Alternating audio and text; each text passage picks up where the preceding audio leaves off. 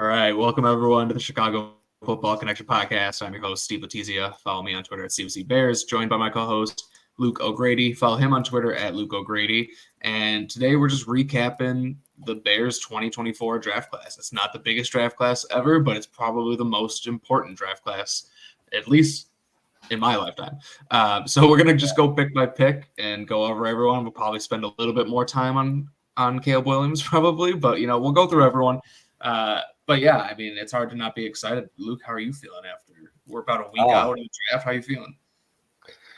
I feel elated.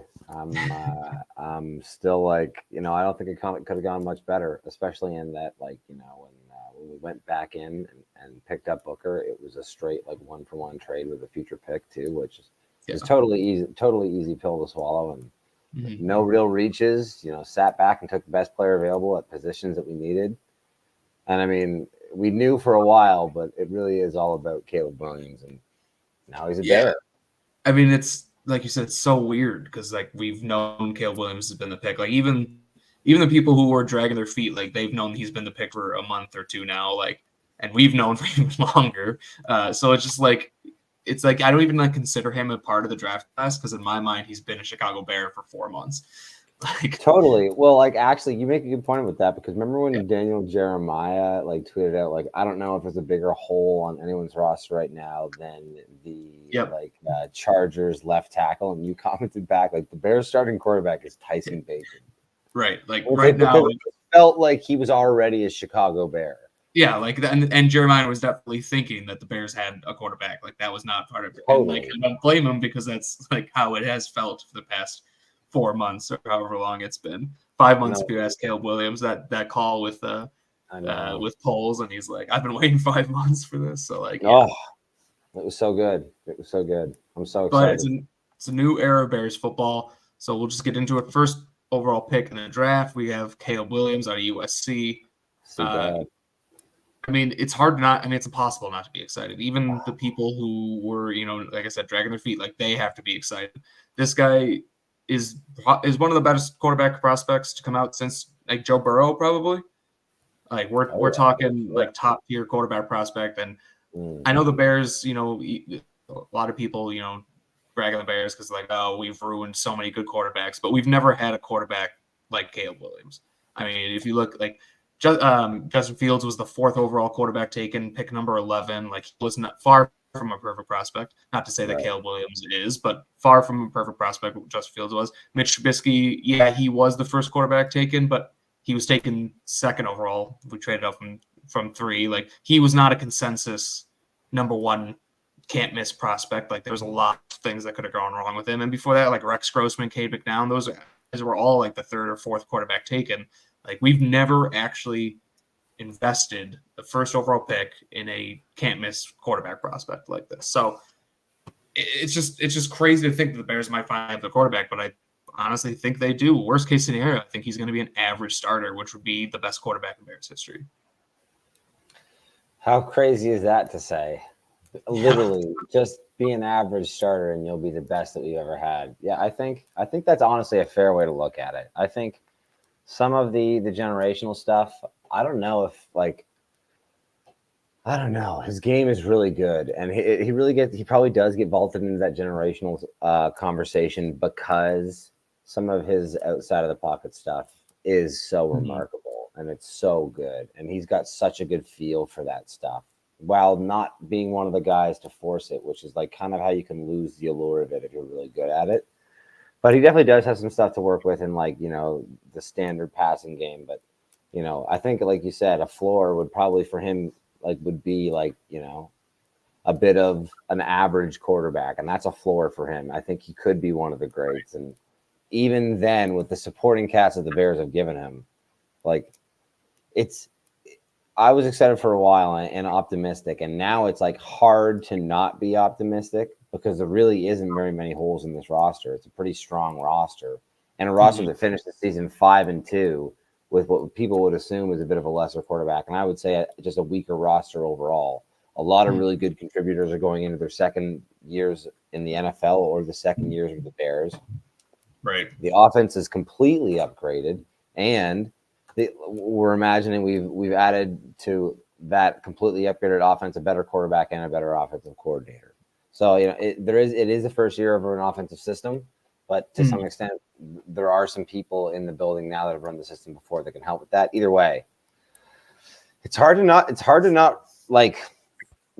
I don't think you can be conservative about your expectations with the Bears anymore. And because of that, it's almost reached the mainstream now. And you're getting that crazy thing of people being like, oh, anything less than 12 wins would be a disappointment for the Chicago Bears. And it's like nuance is out the window. The Bears are good. The Bears are great. Yeah.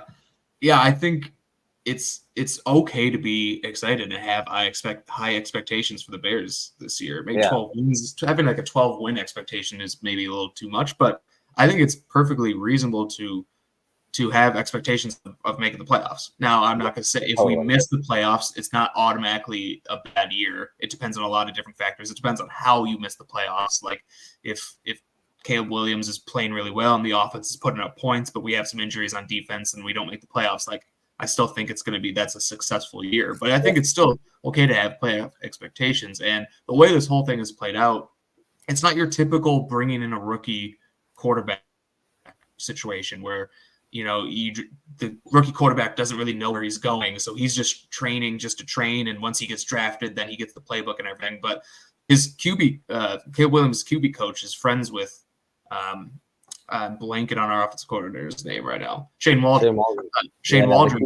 And he said that Caleb has been doing install stuff already. Like he's been using the Shane Waldron's terminology. He's been training with DJ Moore. He's been training with Keenan Allen because he's known he's going to the Bears for so long. So he has a good month head start already on like your normal rookie quarterback who's coming into a new system, like Jaden Daniels and Drake May and JJ McCarthy. All these guys, they just got their playbook last Thursday. Like, and I don't think Caleb Williams necessarily had the Bears playbook, but he was using the terminology. He was working out with the guys. Like he has a little bit of a head start on those guys, and he's just a really good quarterback prospect. So I think it's okay to have expectations, and I'm going to have playoff expectations. Like I said, they don't necessarily have to come to fruition, but it's just going to be nice watching the games and like rooting for wins and like actually caring if the Bears lose, it's going to like affect my day again. Like the last couple of years, the Bears lose, I'm like, okay, whatever. I'm going to move on with my life pretty quickly and just go on to the next thing. But I thought about that today. I remember I was thinking like, when was the last time we had realistic like playoff expectations? And I was like, well, I guess like at the start of 2023, but it was like that was all basically like hinged on the fact that Justin Fields took a sizable step forward, and that first game happened, and it kind of was like, he might just be like who we think he is, and that just kind of then just casted the shadow of the doubt on the rest of the season. But it's like if you took Caleb Williams off the Bears this year and put like a middle of the pack quarterback, this would be a playoff roster 100%. Yeah, at least fighting for the spot. Yeah. And if you imagine that there are times when he'll be a rookie and have to rely on that great roster, there's a chance that they can win some games for him. And maybe he has those flashes where he wins the games for the Bears, like in spite of the roster in some games that they need him. There's no reason to think this team can't be competitive late into the season. Yeah, I mean it's like 20. I think you're right. Maybe like the start of 23, but those dreams died so quickly. I think the other one would be 2019, but but then those dreams also died very quickly because of the Bears. Because we saw him coming out against the Packers that week one, and we were like, okay, he's not it. Oh my goodness, I was at that game. Those dreams died quickly, and 2018 kind of came out a little bit out of nowhere. Like we maybe had the little bit of expectations. I don't think we expected to win 12 games, so like that was like kind of a surprise season. So really, not for the whole off season. And like a week before the season, we did the trade for Mac, and then it was like, okay, things are kind of different now, and they definitely were. But even then, we started that season like 3-3 or whatever, and then rattled off like 7 or 8 wins out of our last 9 or something. And that kind of came out of nowhere too. This would be honestly the most genuine like optimism and like high expectations that I've had for a Bears team since probably 2019. Because 2019 I was all in. I thought we had a Super Bowl like caliber team. I saw what happened in 2018. I didn't think any reason that we should take a step back. And then the whole world fell apart. Yeah, exactly. But so 2019 is probably a good comparison. But even like if week one Caleb Williams doesn't look amazing. Like it's not like a jump off the bridge situation. It's like, okay, he's a first game as a rookie. Like let's see how this goes. Like I'm giving him 2 years at least before I start. 100%. I mean, at minimum 2 years. I gave Fields 3. I gave Trubisky 3. I'm going to give Caleb Williams at least 2 because he's got a better team around him. Totally. But like I mean, it's hard to see. Like I said, it's hard to see him like beat a bust. So I think Caleb Williams is going to be our quarterback for the next 10 years because like likely, yeah. At least if he's just average, you're going to just keep sticking with him. Like you're not going to move on from him. It's the only thing would be as if like he gets to Chicago and things aren't good quickly, and you get to the end of your rookie quarterback contract and you aren't sure, and who knows how like he will handle something like Chicago when they're not sure about you. Because as much as I think the stuff that like Caleb Williams chooses to do, like I could care less. And I think that a lot of that is really overblown. But I think some of the stuff that's maybe like underblown a little bit is there are some things that he does sometimes that still feel a little immature, or like he feels the need to explain himself when it's like, yo, dude, you don't you're like, and like little things like that could get amplified. Like if things aren't good, that would be the only way I see it failing, because his game is so good. And on top of that, like we said, I don't think you could imagine a situation for a rookie quarterback to come into as steady as the one they're coming into with the Bears. Their offensive coordinator is someone with like a depth of experience of success at the NFL level. He's got two really proven veterans at wide receiver and a young top 10 rookie pick, which we'll get to here soon. Continuity on the offensive line, continuity at his coaching staff, continuity with the GM. It looks good, but a big part of that is number 9, Rome Odunze, and this is like the draft couldn't have played out better for the Bears. These guys have been working out since their college season finished. They've got a lot of chemistry, and they really do like get along. And like I think that they've said that they think their games like complement each other. Once things started to become clear that Caleb Williams was probably going to be a Bear, and he was starting to do some of those receiving sessions with DJ Moore and with Keenan Allen and with Cole Kmet, Rome Odunze was there. Like there was a little bit of reading the tea leaves here, and it all kind of came together in a cool way. Like as Eberflus would say, and then they end up on the same flight, So how cool is that? That's pretty cool. Yeah. But hard not to be excited about the pick, man. Like it's been said a lot, and it's a superlative. I think doesn't even really do justice to his game. But he would have been the first overall receiver in a lot of drafts class, not like this one. This one really was special. But it's just like, what don't you want? Like his hands look so natural. He's like 6'3", like even 215 pounds. He runs a 4.4. He's got like a top 5 3-cone of all time in the combine. He had the fastest straight line time for the gauntlet at the combine. He interviews incredible. He's a farm boy with he seems down home and seems very sure of himself. Like to some extent, it was actually kind of jarring, like watching him and Caleb answer questions together, because you could see like Caleb. I mean, like Caleb was like, it kind of felt like he wanted to get his point across and sometimes rambled on. And Rome Odunze could not have been more sure of himself. But that's just another reason why it seemed like everybody that talked to Caleb or to Rome Odunze was like obsessed with the guy, and that's on top of awesome tape, awesome measurables, awesome like everything. Yeah, the Bears were just so confident with the Odunze pick. Like Cole said today that they had offers for pick number 9, and he's like, Odunze is not the guy you trade off of or whatever he said. They like this seemed to be their like what they wanted to happen, and they weren't expecting it to. So it's like I mean that came together like so perfectly for them. Yeah, like even back as far as like January or December, even November when the season was ending, people were saying like, could you imagine if once we knew we had the 9th pick, people have been like, this is like kind of a perfect spot for someone like a Rome Odunze. And 99% of the draft process, it was like, that's kind of what would be the dream scenario for the Bears. It'd be Rome Odunze and Caleb Williams. And then for like a week, it was like Byron Murphy. But then even then, it was like I kind of lost steam the day of the draft. And everybody kind of settled back to that Rome Odunze thing. And they were throwing together and they were on the same flight and they were posting photos together. And it was like, this is just happening, isn't it? And it did, man. The Bears fans should be excited, dude, especially considering, like, go and watch some of the Chargers mic'd up moments with Keenan Allen. That guy is an awesome, awesome teammate, especially the younger receivers. The way he talked and worked with Mike Williams, like what he's going to be for Rome Odunze, who actually does have a similar game. It's not the best comp, but, like, they really do have a similar game and, like, their build and how savvy they are with some of the route running and the underneath stuff. Like, the fact that the Bears can look at their offense right now and say for at least the next 4 years, if they want, they can have under contract Darnell Wright, Caleb Williams, and Rome Odunze is just insanity. Yeah, that's three. That's team building. Yeah, and I just love the fit so much because he's coming into a situation where he doesn't have to be the guy. You know, Malik Neighbors and Marvin Harrison Jr., those guys are going to teams where they have to be the guy from day one. And that's just not what Odunze has to do. He's going to be our wide receiver 3. Like, he just has to.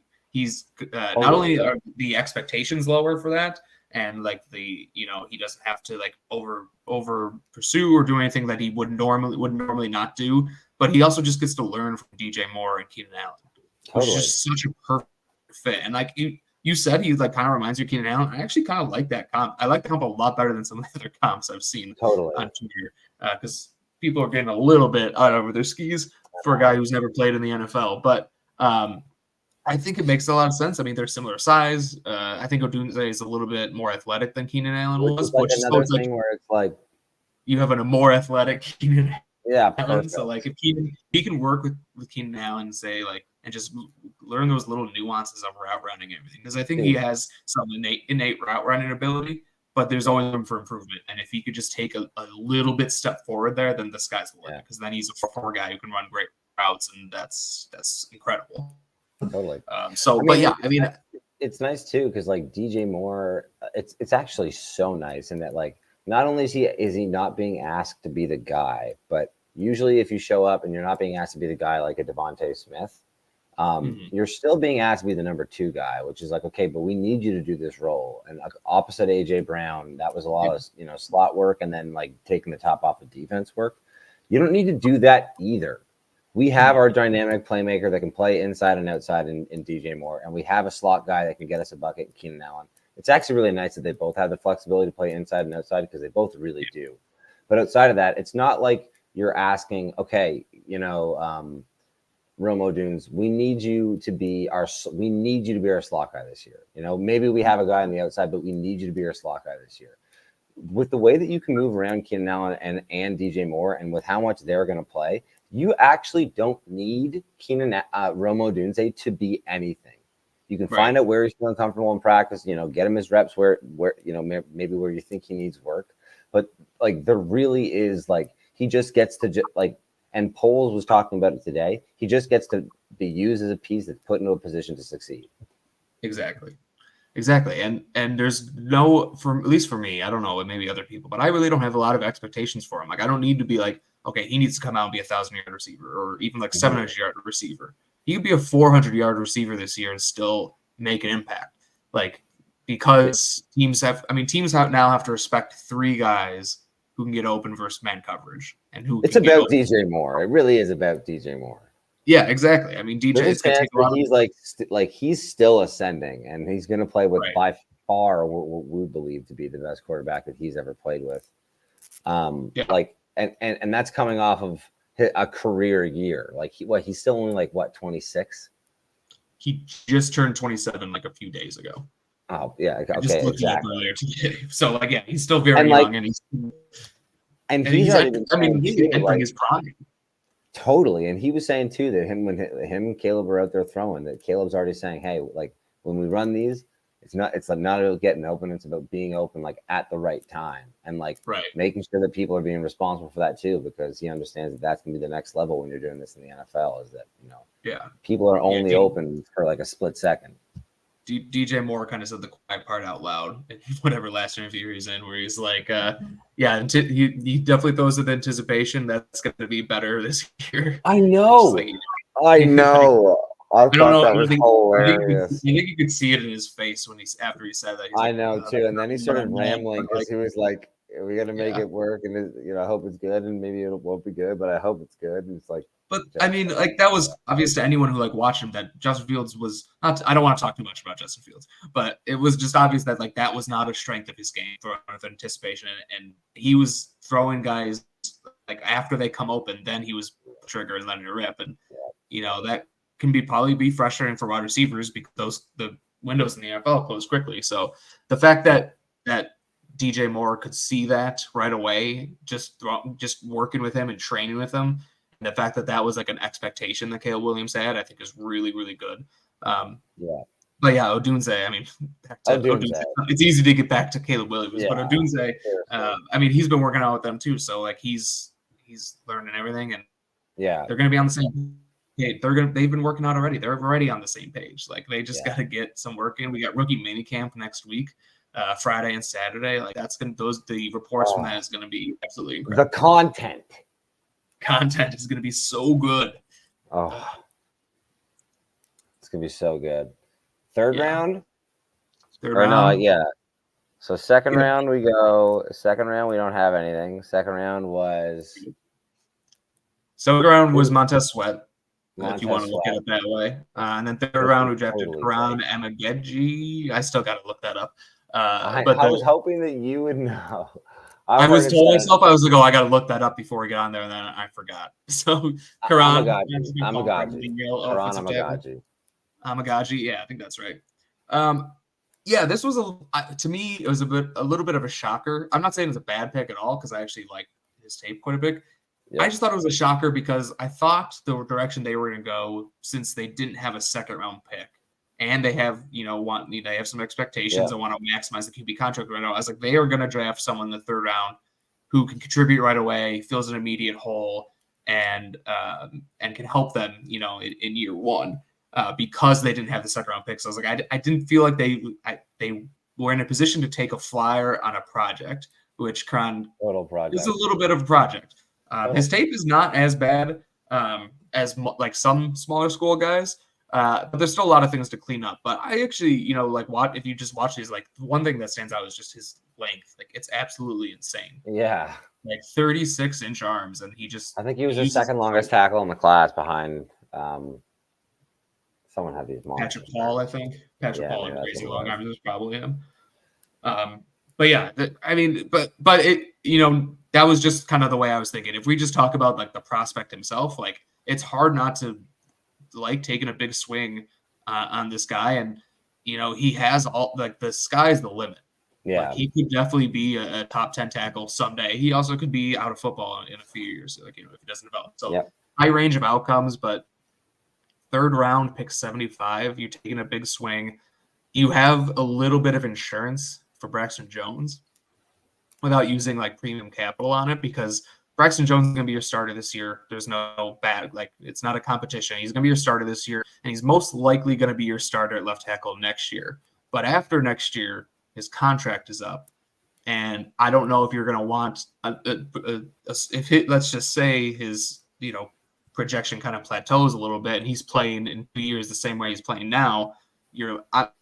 You're not going to want to pay that guy top tier left tackle money. So you let him walk, and then Kiran comes in as the left tackle. Maybe you get a comp pick, you get that third round pick investment back.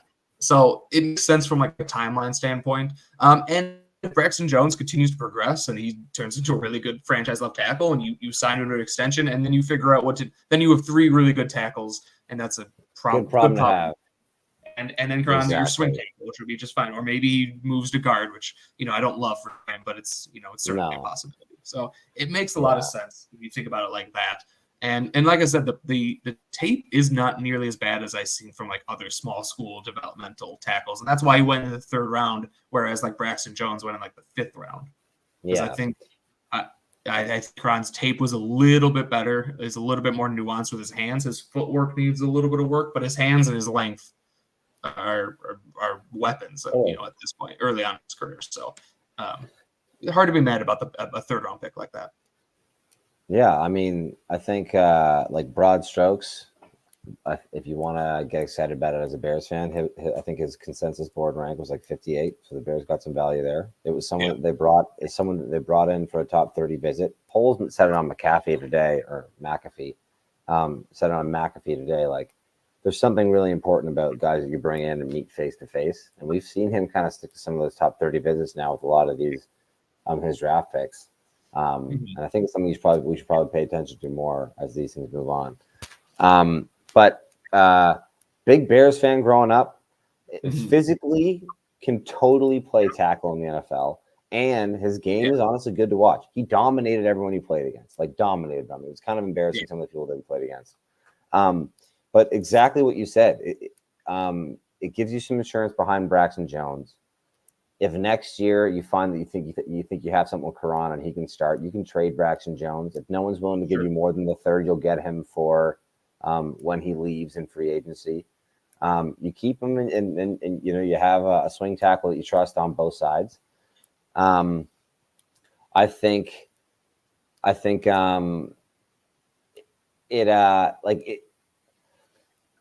polls came out instantly and said that Braxton Jones is the starter. Yeah, I think he should be, absolutely. As he should be. But I think because of that, the reason I like this pick so much is the same dynamic as Keenan Allen. You know, this guy probably needs a year to get acclimated to the NFL and find out, you know, if he can develop and be the player that he looks like he can be. And it's good that he doesn't need to be the starter to do that. He can get in an NFL weight room. He can play against NFL competition. He can go against Montez Sweat in practice. And then if the Bears find they have something with him, you know, they have some options down the road. And to your point, it was a move that was like, you know, a little bit more patient than the, hey, you know, we have a quarterback window thing.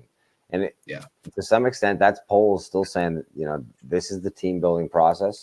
And as much as we want to think about winning when, you know, the quarterback is cheap, you might want to have some good players on contract that are cheap when the quarterback gets expensive. Yeah. And I think this pick just goes to show what Ryan Poles has done in 2-3 years, whatever it is.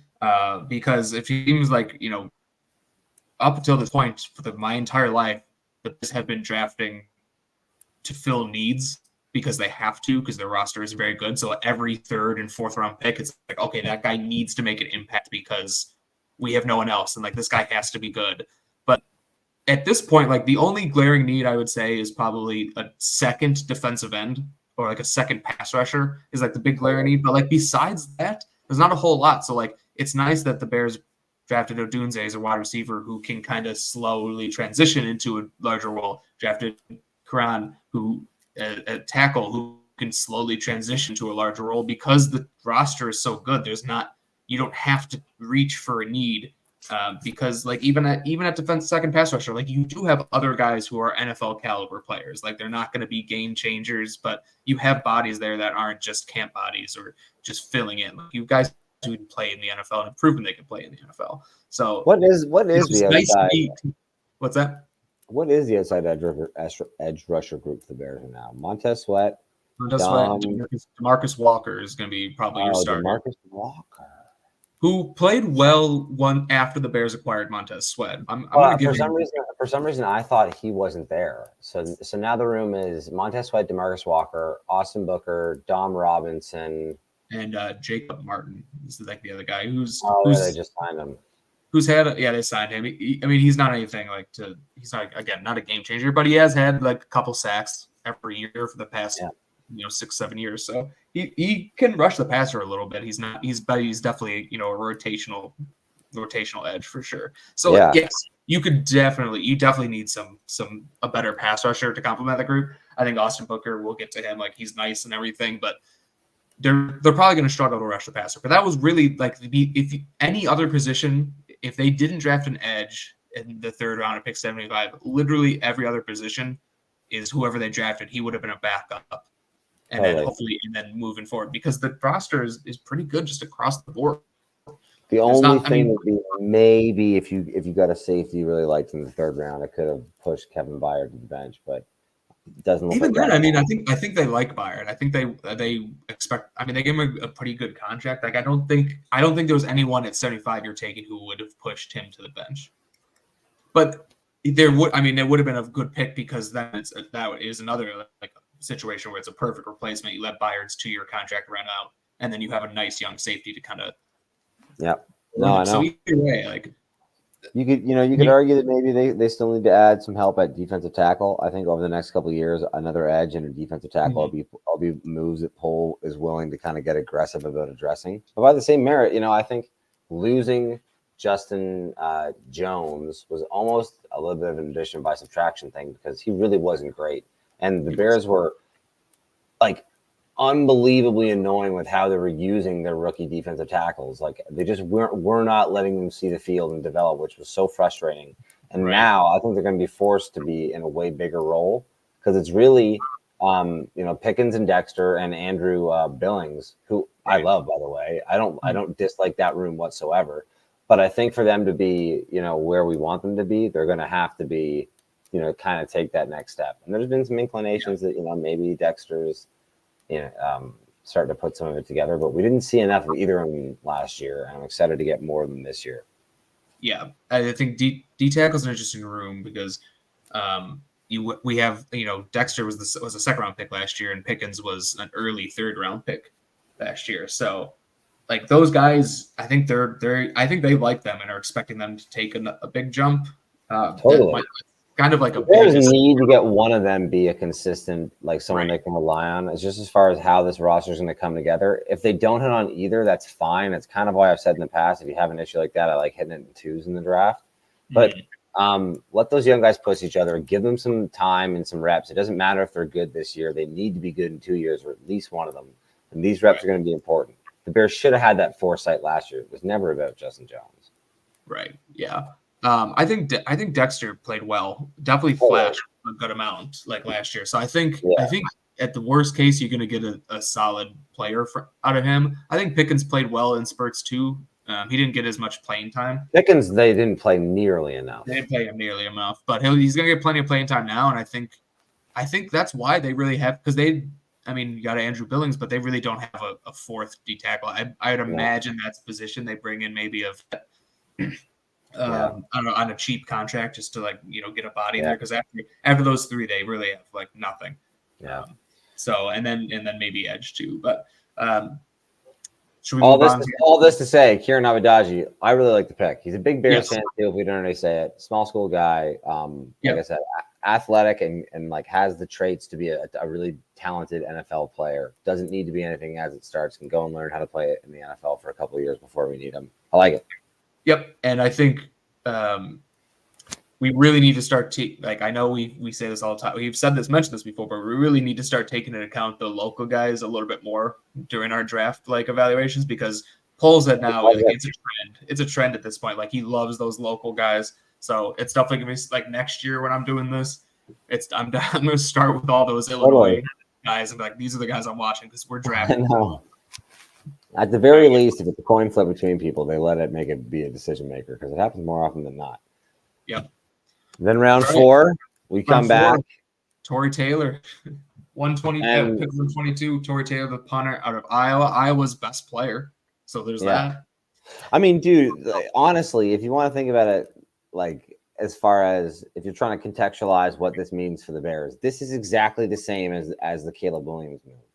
It's taking a unit that was really frowned upon as far as like how they played up to the rest of the NFL and getting a generational prospect to go and take it from a bottom 5 unit to hopefully being like a top 10 or top 5 unit. The Bears were terrible in punting last year. And what's funny is the Bears, the person that was terrible at punting is the person that the Bears already caught flack for drafting like 2 or 3 years ago, Trenton Gill. But the guy that they're getting, this guy, Tory Taylor, is the real deal, man. Mm-hmm. He's huge and he's got a huge windup, but like his stats are hysterical. He had like 37 more punts inside the 20 than anyone else in college football. That's like 3 punts inside the 20 a game. And they only play 10 games. Mm-hmm. Yeah, I mean, look, you can't argue that the Bears didn't get better at punter. Like, he's clearly a better punter than Trenton Gill. He was clearly the best punter in this draft. Like, I mean, I'm not gonna say I've watched all the punters, but just from what I've read, he's the best punter in the class, and from what I've seen, like, he's really, really good. I still think 120, like a 4th-round pick, is too much on a punter, and I will continue to say that, even though I like 100%. I like the player, and I'm glad we have the punter on our team, but it's just a fact that 4th round is too high to pick a punter, because he basically needs to be the best punter in the NFL. Otherwise, it's a waste of a pick. If he's like the 3rd or 4th best punter in the NFL, it was a completely wasted pick, because the difference between 1 and 2 is much bigger than the difference between like 4 and 12. But hey, who cares about the draft capital? I mean, Poles and Eberflus clearly love him, and I think we are. It allows you, when you have a really good punter like that, it allows you to be a little bit more aggressive offensively, because instead of 3rd and 10, we saw it like over the last couple of years. It's 3rd and 10 at you're on your own 40, and the Bears run the ball because they just want to pick up a few yards and flip the field position. But now you can throw the ball there, because even if you throw it into completion, you have a really good punter who can still flip the field, who doesn't need that extra 5-6 yards to help him. I wonder if this is going to take away some of those funny Caleb Williams pooch points I was hoping to see. That would be a sin in its own right. But this kind of feels like the same dynamic as what we said about the pass rush. Is that, like, you know what? The Bears have a good roster. You don't need to be psycho aggressive trying to fill out your needs. Something like the pass rush, it's okay if it's not good for a year. It's almost the flip with the punter. It's like the Bears are like, it's okay if they're not good for a year, because it really isn't about 2024 in the long run. And if you take this punter here and for the next 8 years you have a top 5, top 10 punting unit in the NFL, it's really not so bad. You can take this now more where, for example, if like the Bills or the Chiefs had done this last year, when people were saying, how are they going to address these windows of theirs? They got to make sure they can win now, and they take a punter. Well, the Bills did that. Yeah. And the Bills window kind of closed. Yeah. So, I think at this point where the Bears are, it's not a bad look. And honestly, it would be nice to have someone there that you can view as a weapon. And I think Bears fans, it's not something you notice, or it's not something you see or think about or talk about as much. But the difference we'll probably see even year one from what we were getting from our punting game and what we'll get from Tory Taylor, it's going to be a big difference. Yeah. And I think what this pick shows, like, most of all, is how much the Bears hated this draft class. Like, at least like the later rounds of the draft class. Like, when they traded that pick for Ryan Bates, that 5th-round pick, we should have known, like, they don't like anyone in this on day 3 of this draft. Like, everyone's, a lot of draft guys are saying, like, this is a very shallow draft class. Like, it's very top heavy. Like, the first 2, even 3 rounds are like really, really good. But then after that, with all the NIL money, those young underclassmen are all going back to school. So, like, it's just not a deep class. So the Bears decided to use a 5th-round pick to trade for a veteran, and they used a 4th-round pick on a punter because I just don't think they had many draftable grades on their board. They're talking him up as a weapon and everything, and I think he can be. But you can't tell me if they had like a center or highly graded on their board at that point that they wouldn't have taken that center. They probably just didn't have those guys that graded. So, like, hey, we could draft a guy that, like, a center that we don't really love, who might cut next year, or we could draft this punter who, and that's going to fill a need for 10 years. So I think that's really what the message I got from that. Yeah. And then it is what it is. I don't think it's ever worth a 4th-round pick, but the 4th-round pick happened, and now we have ourselves a great punter. Yep, exactly. All right, last pick. So that was the end of all of our regularly scheduled picks. Poles decided to trade next year's 4th-round pick to get a 5th-round pick this year, pick 144, to get Kansas pass rusher Austin Booker. And I think that makes sense, because this is a guy that was projected to be like a 3rd-round pick pretty much by like everyone. And I think if he probably should have gone back to school for 1 more year, especially knowing now that he was a 5th-round pick. And if he did go back to school next year and came out in the 2025 draft, like, he would have been pushing for a 1st-round pick. He would have at least been a 3rd-round pick, maybe a 2nd-round pick, and like pushing for a 1st-round pick, because this guy is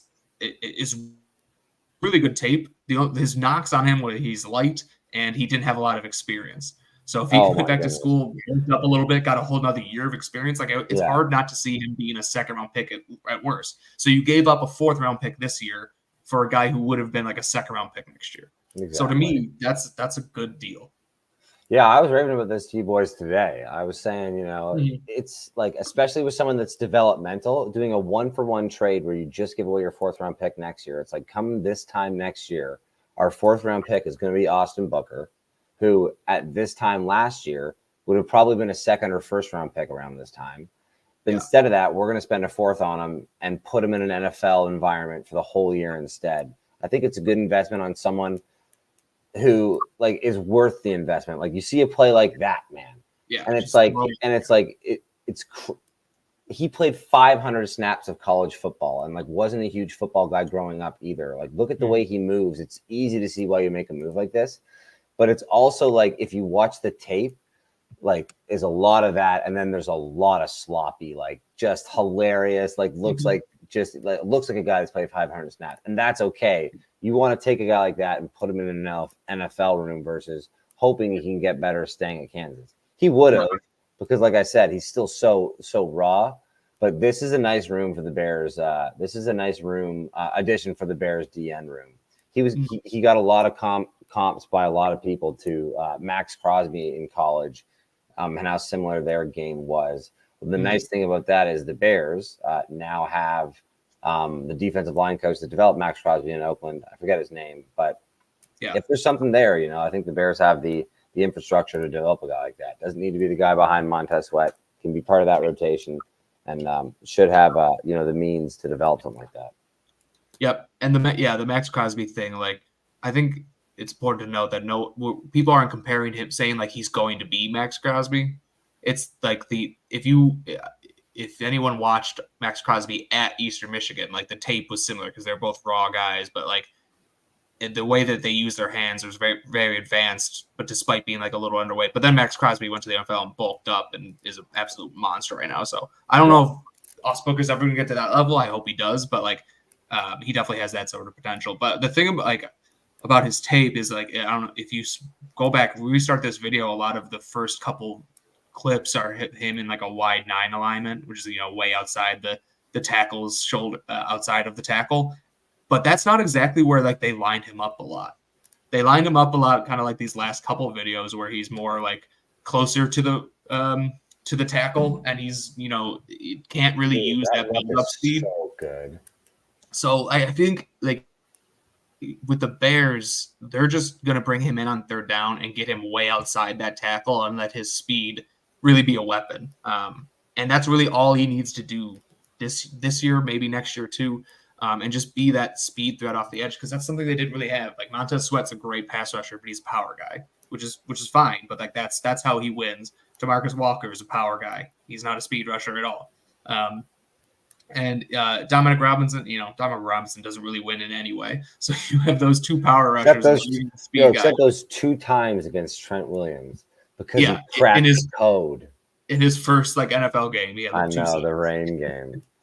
He actually, he actually undressed Trent Williams, one of them. Yeah. So, it's again, I think you made the best point where you traded a 4th-round pick and got a guy who would have been a 2nd-round pick next year. Like, you bring him into the building early, you get him in the weight room, and you hope for the best. And again, like I think I wrote in like my scouting report, like he could be the best edge rusher in this class. He also could be out of football. Like it's kind of the same thing with like Kiran. Like Austin Booker could easily be out of football in 2 years, not even 5 years. But he also could be really, really good, like one of the best pass rushers in this class, not in football, but in of this draft class. Or he could just be a top out as like a situational pass rusher, gets you 4 or 5 sacks a year, and that'd be fine too, because we're talking about a 4th-round pick. 4th-round pick in the 5th round. I mean, like I think Mike Renner had him as like his 48th player on the board. Like there were a lot of people that really saw the traits and were high on him, and it's easy to see that too. Like the clips we just ran from you, like if you saw that, you'd be like, man, this guy's got juice. Yeah.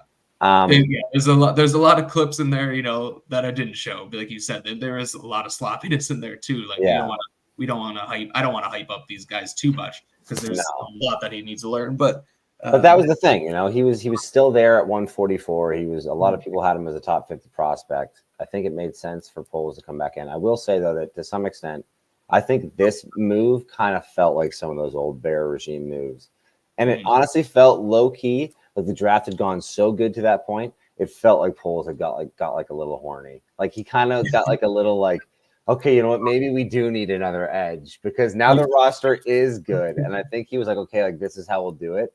And he didn't need to. And when I first saw the trade, I thought it was we gave up like a 5th and a 4th next year or something like that. And I was like, as much as I loved the move because I thought we were going to get Booker at the Tory Taylor. I should actually tell this story. My dad comes to me the morning of the Saturday morning. He goes, like, do you know this Austin Booker guy? Because my dad's a big Bears fan too.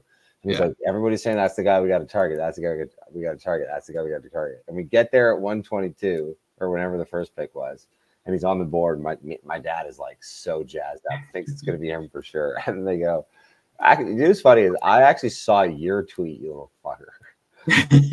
And it spoiled it. And I kind of was like sad, like petrified, really. And I was like, oh my God, my dad is losing his mind. And he instantly saw it, stormed out of the room. How do you take a fucking mind? And so he goes to the store. Him and mom go to the store to get some groceries or whatever.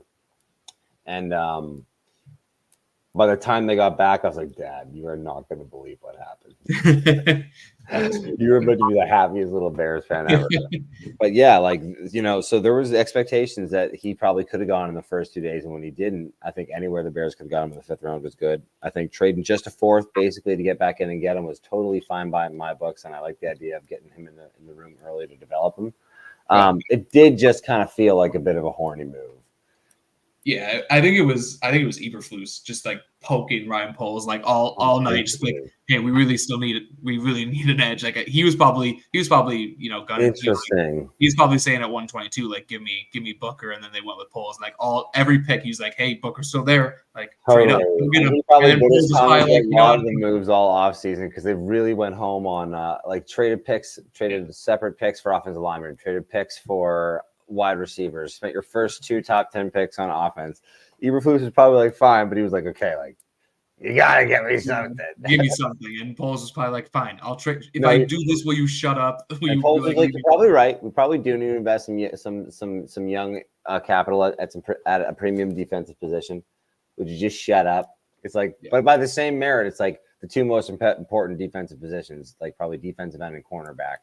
Honestly, you could argue that maybe defensive tackle got there, but CB1 and defensive end 1 are locked up for all 4 years of Caleb Williams' rookie contract already, which is, so it kind of makes the move like an Austin Booker move, just gravy.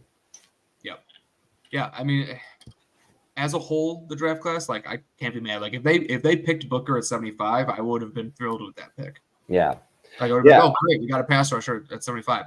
And he's right around in that range. Like perfect. Love that. And we got him 144, something like that. 70 picks later. Like I think I was reading an article today. ESPN ranked their top draft picks, like in terms of like value and everything.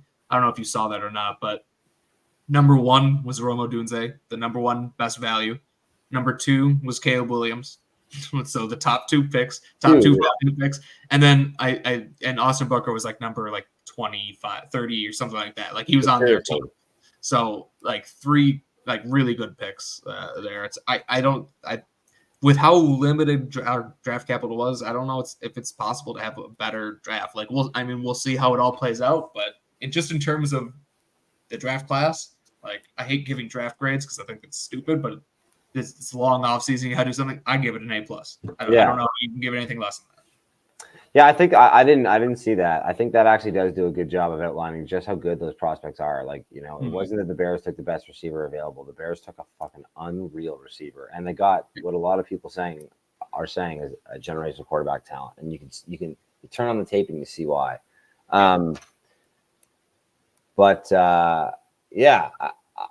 I know for a fact, like the reviews on the Bears drafts from everybody else loved. And that's going to happen when you take the best quarterback in the draft, especially one that was as touted as Caleb Williams is. Mm-hmm. But, like premium positions, people that fit, like everybody seems like they have good, like the characters aren't there. Like we got 3 straight up day one starters, like long term answers at positions that like we went into the offseason with some question marks at. Especially if you pair in the fact that you also accumulated Montez Sweat and Keenan Allen from this draft. Like, Right. If you imagine where the Bears were 26 months ago, it really is almost unbelievable where we are. And like, I think slowly but surely, Poles is really establishing himself as like one of the better GMs in the NFL. Yeah, I think so too. Like, I don't know how else you would what who else? I mean, yeah, I don't know how else you describe him. Like, he's done everything right up until this point, and you can nitpick things here and there. Obviously, the Claypool trade was terrible. He'll be probably the first to acknowledge that. But that's the thing too, is that like hits. Despite the fact that he has a couple of misses like that, like despite that, the Bears are still where they are. You know, their cap space is completely healthy. They're like their dead cap in the long term doesn't exist. They have like the draft capital next year. They have a surplus. They have like strong pieces at all the major positions that you need, like long-term tied to the same contract they have the rookie quarterback on. Like, it's exciting times to be a Bears fan, man. It really is. Do you have any insight into the people that they brought into free agents? Yes, I do. They're all pretty bad. Really? I feel like I watched a couple of them. And I think it's just even like they only signed like 9 guys or something.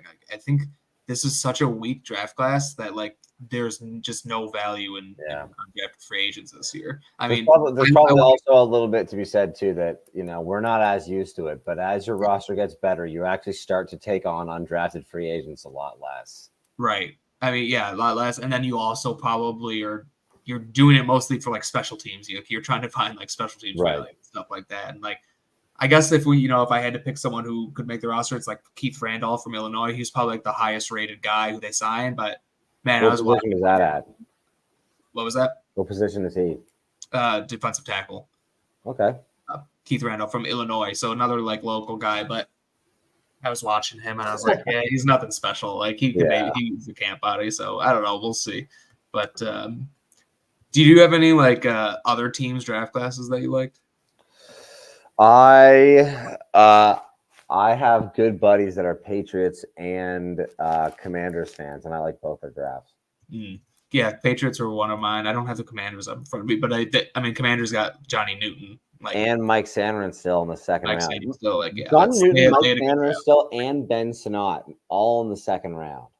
Yeah, so that's and it's like, okay, it will all end up being about what happens to Jane Daniels, and I think they missed that pick. He was my 5th rated quarterback. Yeah. I do have it up in front of me. And they got Brandon Coleman, who I loved. I know. Man, that is a good job. Even Javonte Jean-Baptiste in the 7th, like that. Dude, what's crazy is people were saying that they had one of the worst drafts. And again, like I said, it really does all boil down to the Jane Daniels pick. But I don't know how. Like, I don't know how adding Ben Sinnott into the tight end room with Zach Ertz doesn't make you feel great. I don't know how adding like Mike Sanderin still after you just signed, or actually they lost the safety, so that's good. But Mike Sanderin still was my favorite slot defender in the class. Yeah, he's good. Yeah, man, he's a dog too. Just dog. For sure. Like that's his scouting report. I know. Undersized, but who cares? 100%. Couldn't play football. So I think with the Commanders, it all just comes down to how you feel about Jane Daniels. Like I would have gone Drake May, but I'm not going to knock him. Like I could see Jane Daniels. So like those first 5 picks are like lights out. Luke McCaffrey is probably drafted a little bit too high. Too high, but I like him.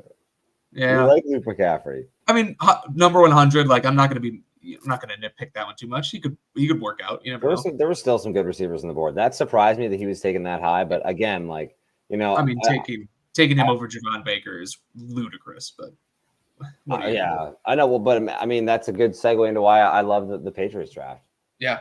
Patriots take Drake May, and then back to back go Jalen Polk and Javon Baker. Love that. Like that's surrounding your guys with guys. Yeah, and like Drake May, like I thought he was the second best quarterback, so you got him at 3. Jalen Polk, like honestly, I think Jalen Polk was a little bit of a reach, but I still think he's a good player, and I understand giving obviously I understand giving your young quarterback a young wide receiver to throw to, so like don't hate that at all. I like Layden Robinson a lot too. Javon Baker was my guy. To get him at 110 was a steal. Yep. He was an easy top 100 player. And then like Marcellus Dial wasn't bad. Shaheem Bell is another weapon for a young quarterback. I like the Patriots draft a lot. Who else? Other one I like the Colts. The Colts I thought had a great draft. Let me think about that. They got A.D. Mitchell. And they got Latu. They got Latu the first. Yeah, and then Adonai Mitchell at 52, which was a steal. Then they got Tanner Bortolini at 117. Oh, wow. Anthony Gold at 142, the wide receiver from Oregon State, who I really liked. Best punt returner in the draft and has some receiving ability. Matt Gancalves was their third-round pick, who got a lot of hype late. I think tackle, probably going to be a guard in the NFL, but he played tackle at Pitt. But yeah, I like their draft class a lot. That's an awesome draft class. Latu, assuming Latu's medicals check out. Like if Latu's medicals checks out and he has a 10-year career, you got the best pass rusher. He was the best pass rusher in the class. I tweeted it a couple of days before the draft. I was like, I think we've all kind of probably overthought this. If he's going to play, his tape was so goddamn good, man. Yeah. It was crazy. It's so good. I mean, that's really what this draft class comes down to. Anything else? I thought the Raiders had a pretty good draft. Brock Bowers never draft. That was a weird pick, wasn't it? But he's still a really good tight end. So you get him, Jackson Powers Johnson.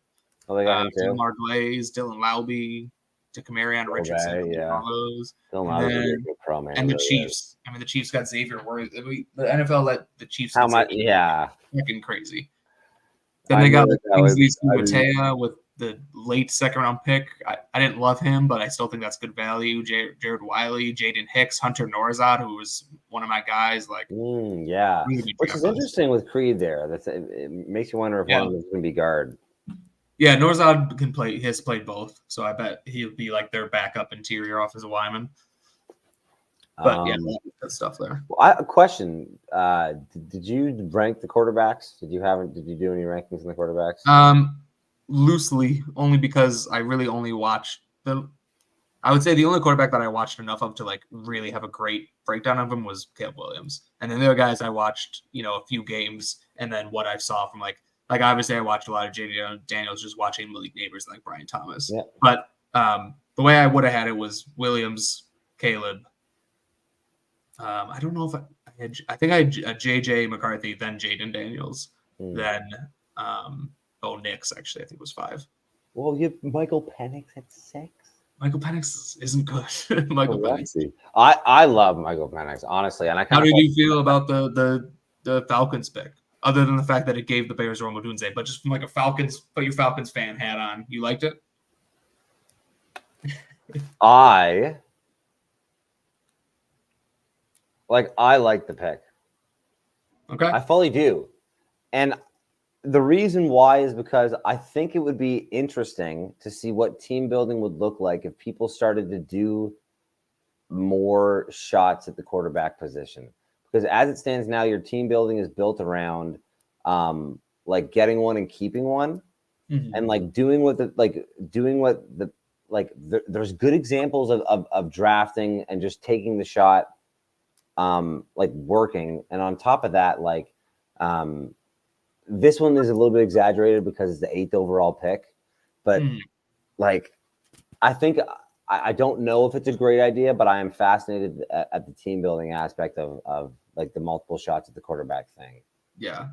I like the multiple shots at quarterback. I think that's a sound strategy and it's been proven to work. The issue I have is that it's at pick number 8 overall. That's a little too high. When the Packers that drafted Jordan Love, that was pick 26 or whatever. So that makes sense. End of the first round, you get a guy who's, who can sit for a few years and you're not really you could have gotten someone at 26, but those guys, it's a little bit of a shot in the dark. At 8 overall, that is a guy that you are drafting. This guy needs to make an impact right away, or at least, from second year on. But maybe not. That won't be Michael Penix. It won't be. And that's actually what I think is so fascinating about what the Falcons are saying, is the Falcons are saying, it works. It's worked early second. It's worked late first. They're like, what? You're telling me now it's the quarterback, right? If you hit on the quarterback, and if I had hit on, a wide receiver, the value that you'll get over the contract and life on your team is like legit 10x. Yeah. So it's like, it's like, fuck it, take Michael Penix. Atlanta loves drafting black quarterbacks named Mike that are left-handed. Yeah, left-handed, right? It's just like with Michael Penix, he's already 24. Like, how much more is he going to learn from sitting behind someone? Like, I feel like he's like, if you're going to draft Michael Penix, he's a guy you play right away. Like, I think if they would have at least gone like JJ McCarthy, that would have maybe made more sense because JJ McCarthy has tons of talent and like really needs to sit for probably 2-3 years.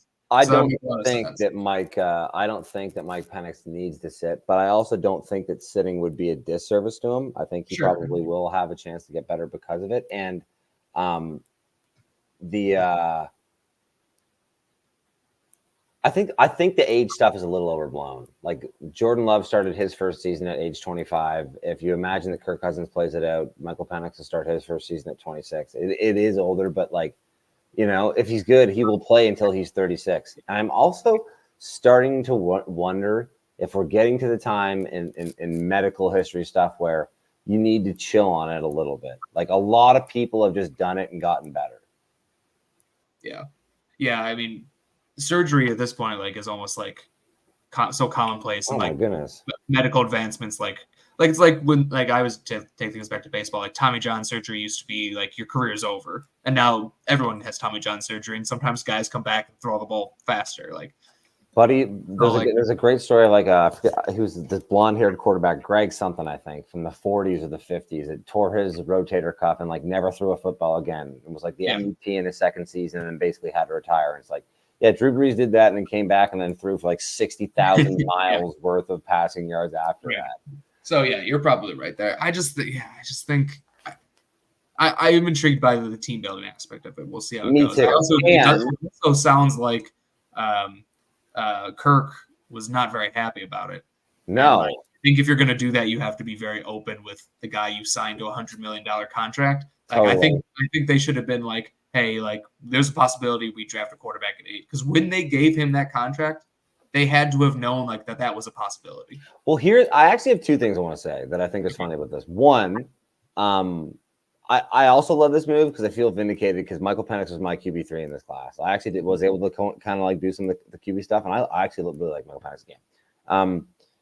But I actually think it's interesting because if you imagine that some of the tampering stuff with Kirk Cousins is true, then that timeline gets pushed back to probably like February or January. And if that's the case, like has the national playoffs already playoffs already happened? Has the Senior Bowl happened where he went and was obviously the best quarterback there?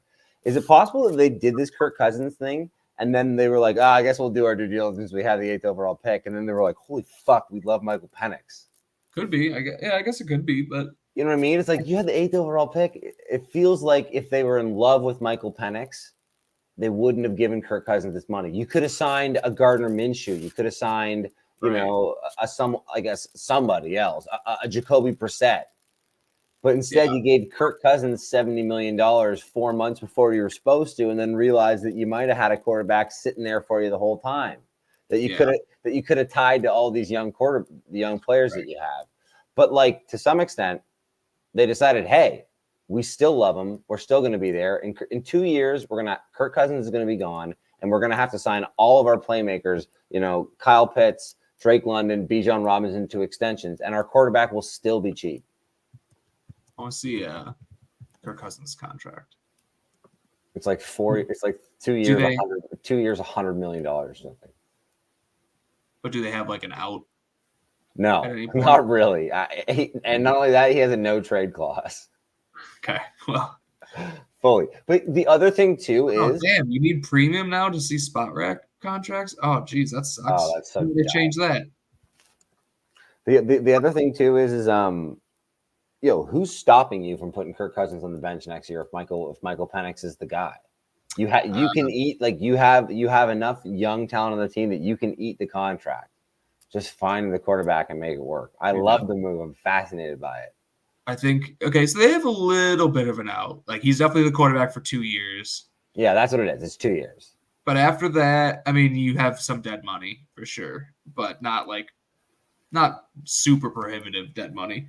So like if Kirk's not playing well and Michael Penix is looking good, like you could definitely get out of that. So I don't know. We'll see. I just think the other thing with like the tampering charges is they're probably going to lose their first round pick next year. So like you don't have a way to like get more talent into your team. So why would like this was your last chance to have a first round pick while Kirk Cousins is still like a viable quarterback. But also, if this is your first chance to have your last chance to have a first round pick and for a while, quarterback. You know what's funny is my mom was talking to me about it, and she was like how often do you get to pick at number 8? And I'm like, Mom, I think the Falcons have picked at number 8 like 3 years in a row. Yeah, they're always picking at number 8. So funny. It is interesting though. I think honestly, the stuff that Kirk didn't get called is pretty insane. There's no way you got into draft night and didn't know if he's there, we're taking him. And if that's the case, like you got to say, hey, going into the draft, this is our plan. You're still the guy, not like, hey, this is all pretty late, but we're taking a quarterback. You're best still luck. Yeah. Yeah. No, like you have to let him know. I mean, ideally when you sign him, but even if you don't, just be like, hey, we were doing a lot of research on these guys, and like this guy's blowing us away. Yeah, we take him. We were gonna like him. For 2-3 years or whatever, and I don't know. But yeah, the while you're on the clock, calling your quarterback is bad luck. Hey, are you busy? Yeah, I'm at your draft party. What's up? You'll see. Yeah. It's like a Mike Glennon all over again. Ryan Pace can't help himself. Mike Glennon was at the draft party, wasn't he? He was, yeah. Dude, I remember that offseason I was watching Mike Glennon highlights. Like, we all were. It was dark time, but those times are over. We have Caleb Williams now to kind of bring it full circle. We got Caleb Williams now. And a really strong draft class behind him. No more watching bum quarterback highlights. I think the draft class that you get with your quarterback matters. You know, those are going to be guys that are going to be with him his entire rookie class. And like they do a lot of this stuff as rookies. And this time right now, you're going to form a lot of those bonds. He's obviously already pretty close with Rome Odunze. And I think he has a chance, like this has a chance to be a really special rookie class, despite being smaller in size. For sure. I agree. So yeah, we'll have rookie minicamp next weekend. Should be fun. We are almost through. Football's going to be here before we know it. Like we got rookie minicamp next week. Training camp will be a little bit after that. Like, and then we're into the preseason. We're ready to go. There's 4 preseason games this year with the Hall of Fame game. Caleb Williams wearing 18. Thoughts? I don't hate it. There are worse he could have taken. Peyton Manning, man. That's what I think about the sheriff. Cool number. Yeah, I mean, like all the good numbers are taken, like 7, like 3, like 5, like those would be cool numbers, but they're all retired. So like, there's not a lot of choices he has. Right. So I'm fine with 18. Rome Odunze 15. Should have been 84. Dude, 88, 82. He's such an 80 receiver. It's insane. People were arguing with me on Twitter. I'm like, no, I'm right about this. Like, he should have picked a number in the 80s. Like, I'm sorry. It's getting out of hand, man. Some of the rookie class numbers are coming in and looking at what they're doing, and it's just like, we used to be a league. If you're 5'11", under 6'1" or shorter, you can be any number you want. You can have a teens number or whatever. If you're 6'2" plus, you got to be a number in the 80s. Seriously, Xavier Legette wearing 24. That's awful. Gross. It is gross. It's not even real. Oh, it's so bad. But Booker got 94. That's a solid DN number. So good. And I loved Amegadjie's number. What was 74? 72? Yeah. That's left tackle stuff. Yeah. Left tackles get numbers in the 70s. Interior offensive linemen get numbers in the 60s and 50s. Yeah. And like that's not like the actual rule, but it should be a rule. Dude, imagine, right. But imagine now, like left guard wearing number 12. Like it's just not right. I think it actually now actually kind of like that. Yeah, I would embrace the chaos. Like some like big fat guy wearing 0 or something, that'd be lit. Well, dude, that's one of the last players in the NFL to wear 00 was the center for the Raiders. I think it was Art Snell. Okay. Yeah, let's bring that back. Yeah. Anyway, all that's this today. Bears draft class. Fantastic. A+. Probably. Yeah. I mean, when you get a quarterback, all the rest of it's gravy, and the gravy they added, whatever you want to call it, couple real home runs. Yep. All right. I think we'll end it there. Thank you, everyone, for listening. Make sure to like, subscribe, follow us on Twitter, too. We'll be back next week talking about something. I don't know. We'll figure something else to talk about. Just be We'd more have some fun with it, probably just some random stuff as we get into the offseason. So thanks, everyone, again, and bear down. Bear down.